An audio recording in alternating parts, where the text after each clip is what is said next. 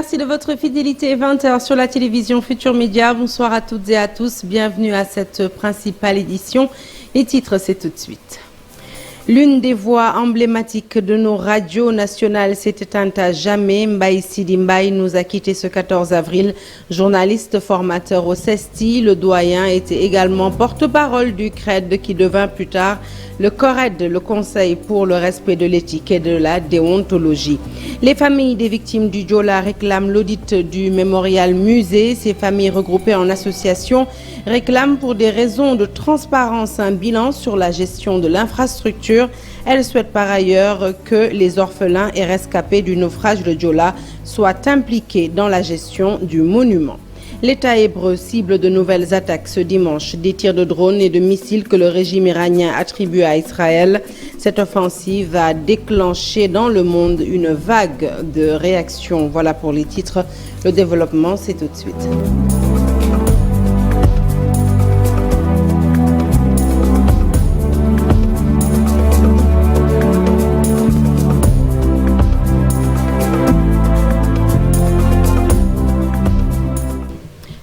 Rebonsoir à toutes et à tous. La presse sénégalaise perd une icône. Le journaliste Mbaye Sidi Mbaye a tiré sa révérence ce 14 avril. Présentateur emblématique, sa voix singulière, empreinte de sagesse, a longtemps vibré au cœur de nos foyers.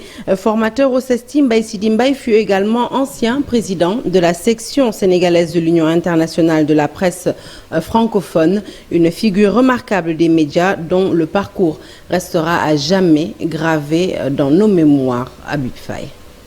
Bruno Le Maire, dixit, le capitalisme est dans une impasse. Une voix empreinte de sagesse, Mbaye Sidi Mbaye force le respect.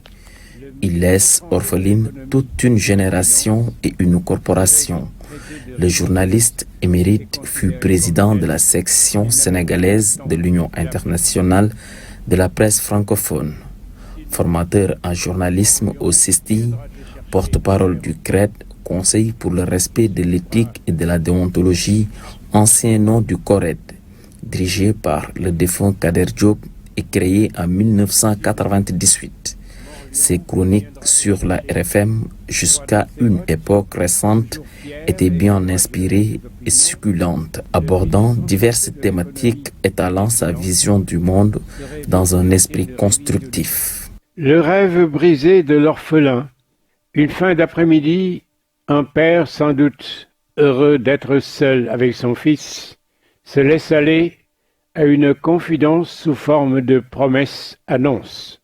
Rédacteur en chef RTS Radio Sénégal, ancien directeur de Walf FM, Le Ton du Monde, une émission qu'il animait jadis sur Walfadjri. Mbaye Sidi Mbaye était d'une élégance intellectuelle, morale et vestimentaire.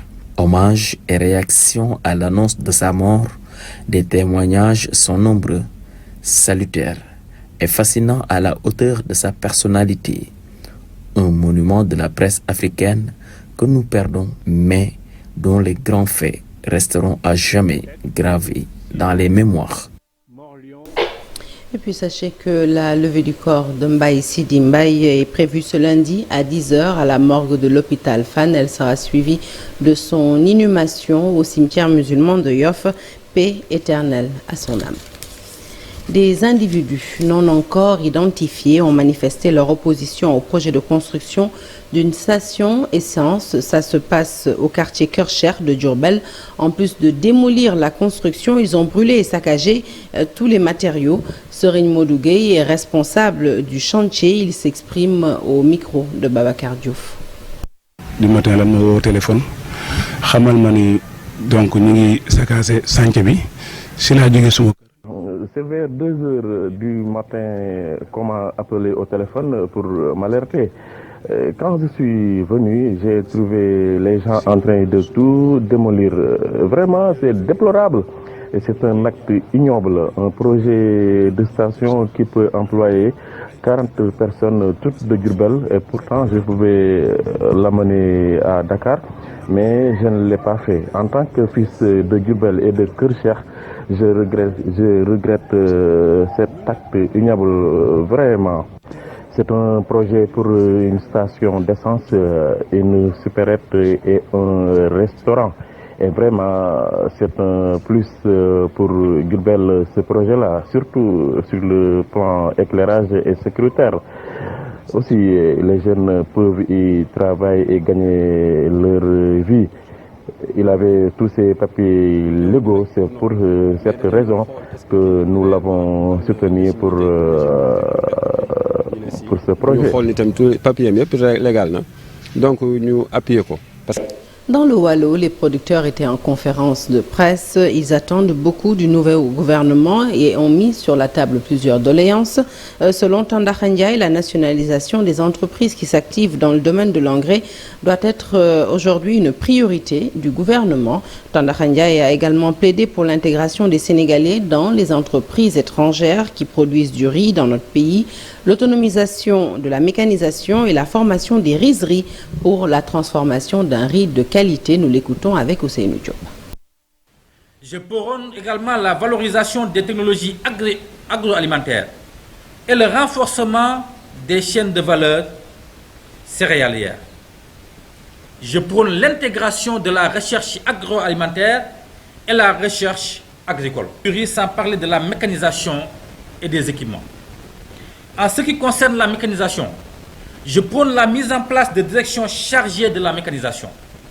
Cette direction-là aura pour rôle de prôner le transfert de technologies et de compétences afin qu'on soit autonome du point de vue de la mécanisation.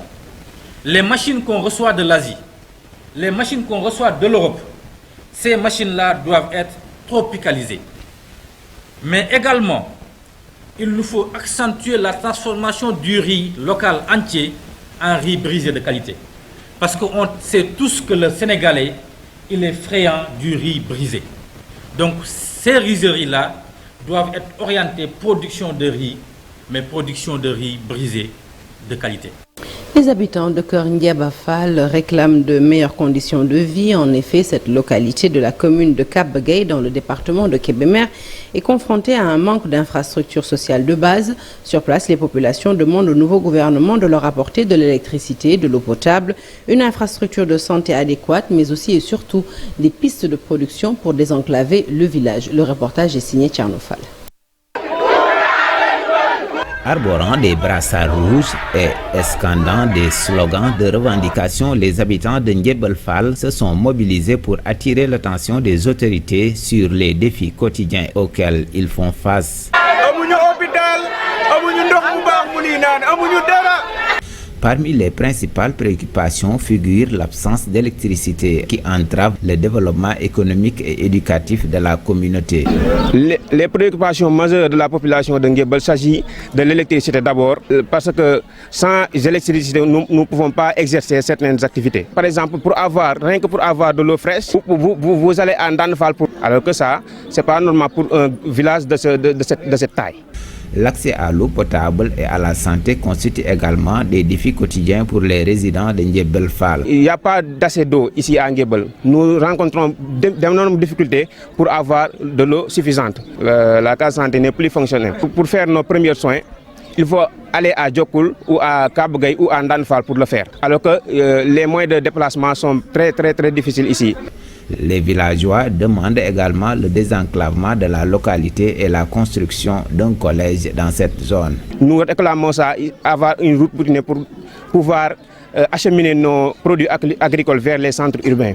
Par rapport à l'éducation, ici, il n'y a qu'une école élémentaire. Alors que tout ce nombre d'enfants, il n'y a que 3 enseignants qui les enseignent. Nous voulons ici également un CM ici. Et nous interpellons M. le Président de la République, son Excellence, M. Bassirou Diomaye Faye, de nous venir en aide parce que la population ndiébeloise est très fatiguée. Le village de Ndiébel Fall se situe dans la commune de Cap Gueye, département de Kébémer. Sa population, estimée à environ 5000 âmes, s'active dans l'agriculture et l'élevage.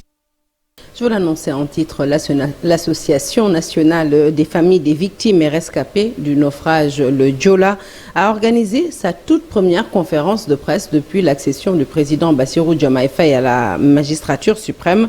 Ces familles fustigent le fait d'avoir été écartées du dossier du mémorial musée Le Joola, un musée inauguré le 16 janvier dernier par l'ex-premier ministre Amadou Ba. Elle dénonce une opacité dans ce chantier et réclame même son audit. Je vous propose de suivre tout de suite Cyprien Lopi, premier vice-président de l'association. Il nous en dit plus au micro de Lamine Ba et Lamine Mandjan. L'Association nationale des familles de victimes et rescapées du Joola fustige avec la dernière énergie qu'elle soit écartée volontairement par le ministère de la Culture lors de la passation de marché portant sur le choix de FH. Par conséquent, les familles ne disposent à ce jour d'aucun document qui justifie la gestion du mémorial musée, la démarche et le contenu du contrat de FH, celui de l'architecte et des marchés afférents du coût du mémorial et des impenses du budget alloués à la planification des travaux et du contrat d'objectifs qui devraient nous permettre de faire le suivi efficient de l'investissement. C'est pas normal. Pour des raisons de transparence dans la gestion des deniers publics destinés au mémorial musée, nous exigeons à Mme Sokhna Gaye du ministère de la Culture un bilan de la gestion de son budget à l'image de l'Office national des pupilles de la nation. À la même occasion, nous demandons à l'État d'auditer cette gestion opaque du mémorial pour mettre fin à ce lobby sans scrupule qui suce le sang de nos victimes depuis des années avec comme seul objectif la direction générale du mémorial musée. L'Association nationale des familles de victimes invite Monsieur le Président de la République, Bassirou Diomaye Faye, et son gouvernement à saisir de cette belle opportunité pour promouvoir dans le mémorial l'insertion socio-professionnelle des orphelins, des familles et rescapés du Joola, diplômés et compétents.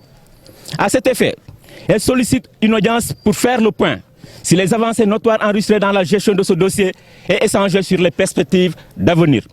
Après la victoire du président Bassirou Diomaye Faye, la présidente du Haut Commissariat des diasporas africaines en France, confiante de voir insuffler un nouvel élan aux réformes du système, Rachida Kaout promeut aussi l'autonomisation des femmes. Cependant, elle appelle à laisser les divergences de côté, de se concentrer autour d'un objectif commun, celui de faire bouger les choses. Abul Faye l'a rencontré, reportage. L'élection de Bassirou Diomaye Faye à la magistrature suprême a hissé très haut le drapeau du Sénégal.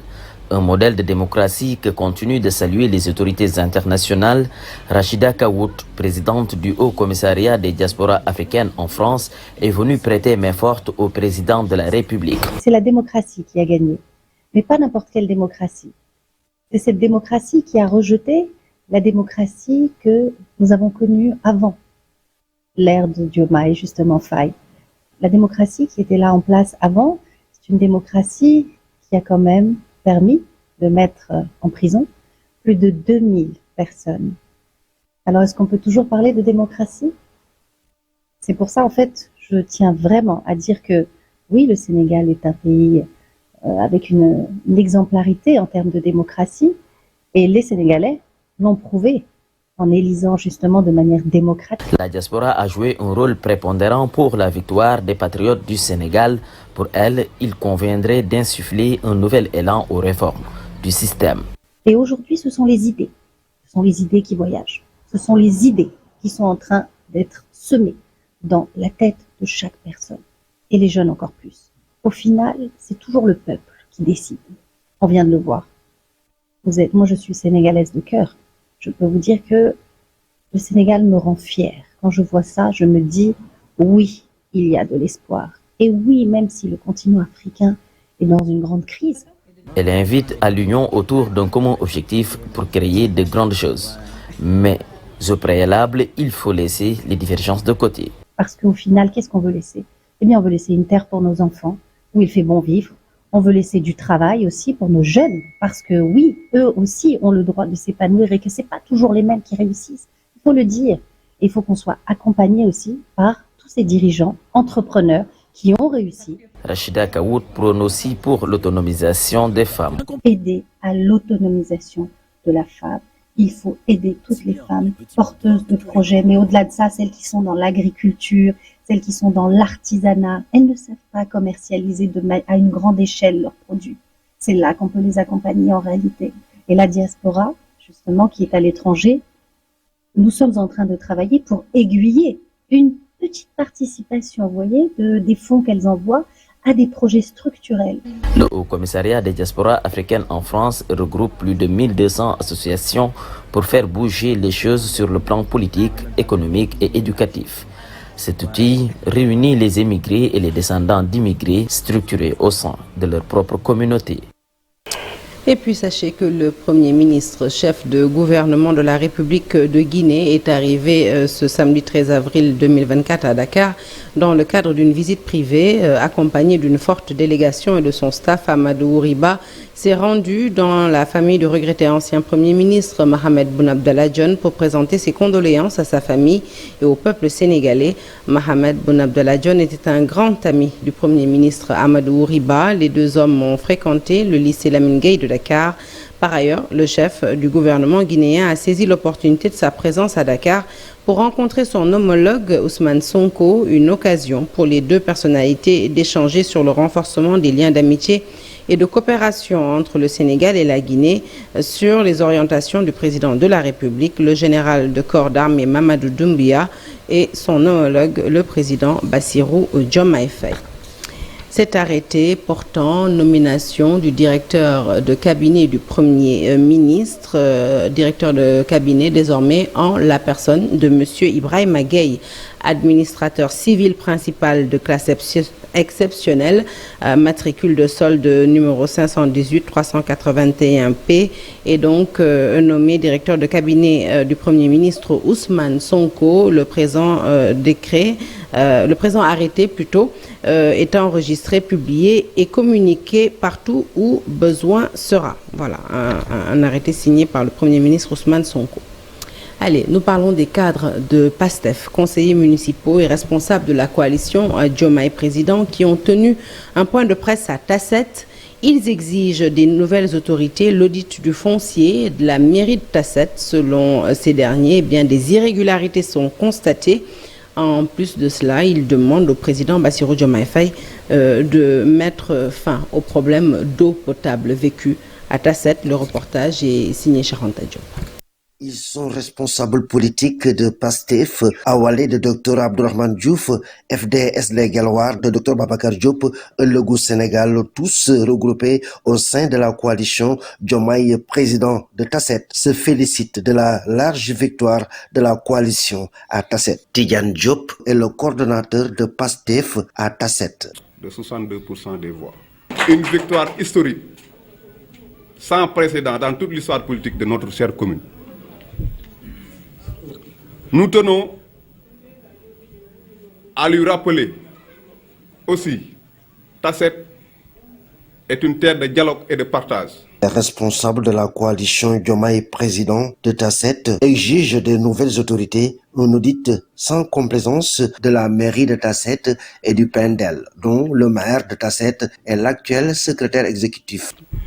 Nous lui rappelons qu'il a été investi d'une mission de service public depuis 8 ans, depuis 2016.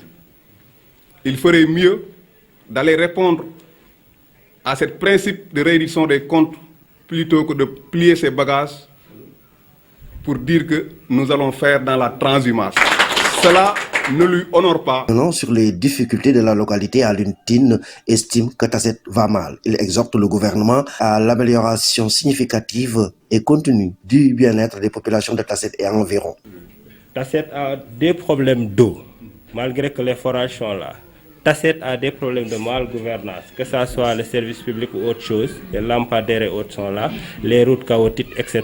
La route qui doit aller jusqu'à Mbour, tout y est là. Tout ce que nous voulons, que ce soit la mairie de Tasset, que ce soit le PNDL, tout soit mis en exerce, tout soit clair. Le maire de Tasset pointé du doigt, nous avons tenté de le joindre en vain.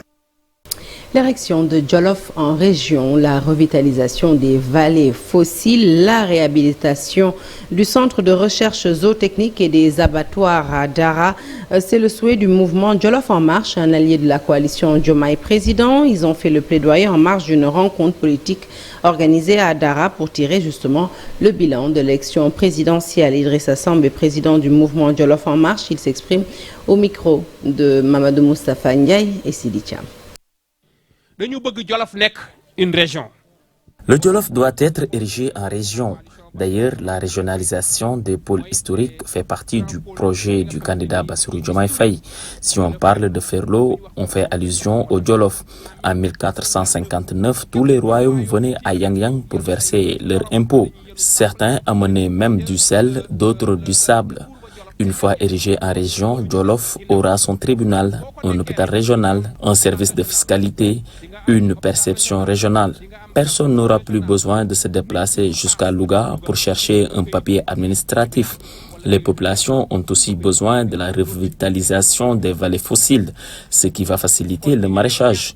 Le centre de recherche zootechnique de Dara doit être réhabilité. Nous avons besoin des chevaux et des bovins de qualité. Comment on peut être dans la zone sylvopastorale et acheter 1 kilogramme de viande à un prix très coûteux? Nous avons besoin d'un abattoir national. Nous n'aurons plus besoin d'aller jusqu'à Dakar pour abattre les animaux. L'élevage est un secteur qui mérite plus de respect. Soyons patients. Si on respecte le slogan Djoub, Djoubel, Djoubanti avec les recettes internes, on peut encaisser plus de 2000 milliards. Le pays n'aura plus besoin de courir derrière les bailleurs de fonds pour contracter des prêts. Hors de chez nous, la vente aux enchères d'une partie de la bibliothèque de l'ancien président sénégalais Léopold Sédar Senghor à Caen froisse le président de l'ONG Afrique Patrimoine. En effet, un total de 602 lots faisant partie intégrante de sa bibliothèque sera proposé aux enchères les lundis 15 et mardi 16 avril. Les livres, des recueils de poésie longuement dédicacés et souvent annotés seront vendus sur des estimations entre 20 et 50 euros, donc cédés à de modiques sommes. Le président de l'ONG Afrique Patrimoine, Sali Hassan Cham, dénonce un bradage du patrimoine de Senghor. Pour lui, le Sénégal doit bénéficier pleinement et totalement de ses biens de valeur. Le voici avec Chérif Dia. Quand le président Senghor est décédé, son épouse Colette Senghor a hérité de ses objets et de son patrimoine.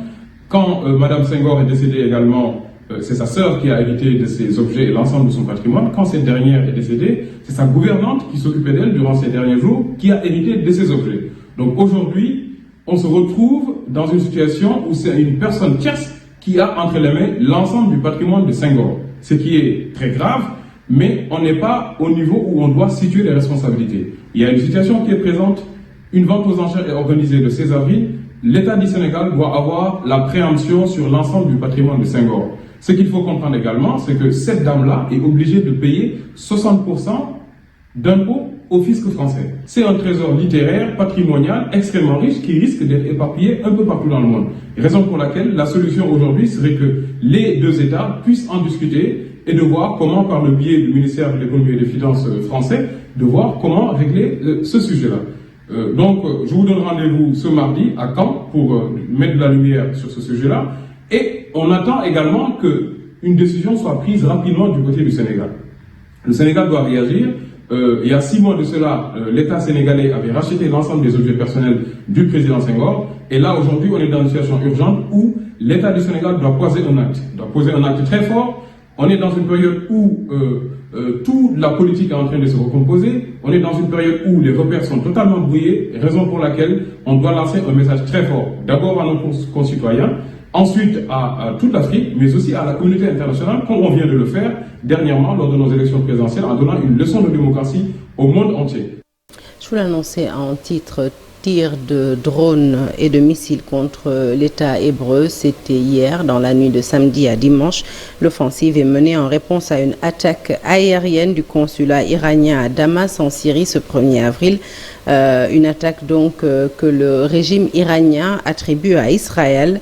Et cela a déclenché naturellement une vague de réactions dans le monde. Plus de détails, c'est avec Mambiram Diouf. Plus de 300 drones et missiles contre Israël en réponse à une frappe contre son consulat à Damas, la première attaque directe jamais menée par la République islamique contre le territoire israélien. Dans le même temps, les alliés de l'Iran, le Hezbollah libanais et les rebelles yéménites Houthis ont mené des attaques anti-israéliennes. Le premier en tirant des roquettes sur le Golan occupé par Israël, le second en lançant des drones en direction du territoire israélien.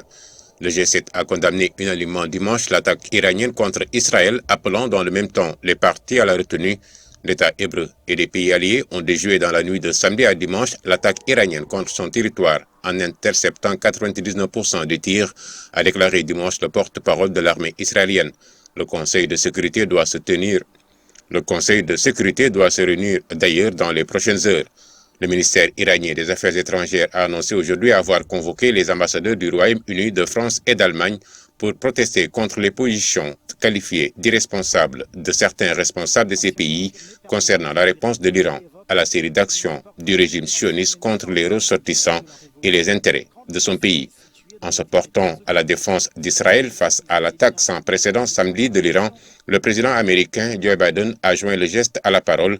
Les forces américaines dans la région contribuant à détruire des dizaines de drones et de missiles tirés sur Israël. Mais les États-Unis craignent une riposte israélienne contre l'Iran avec le risque de provoquer une dangereuse spirale au Moyen-Orient sur fond de guerre à Gaza, le scénario catastrophe tant redouté depuis des mois. Fin de ce journal, merci de l'avoir suivi. L'actualité se poursuit sur toutes nos plateformes digitales. Ne bougez surtout pas, restez avec nous. Tout de suite après ce journal, une édition spéciale sur le regain de tension au Proche et Moyen-Orient. Abdoulaye Cissé recevra le professeur Babacar Samb, ancien ambassadeur du Sénégal en Égypte, spécialiste du monde arabe.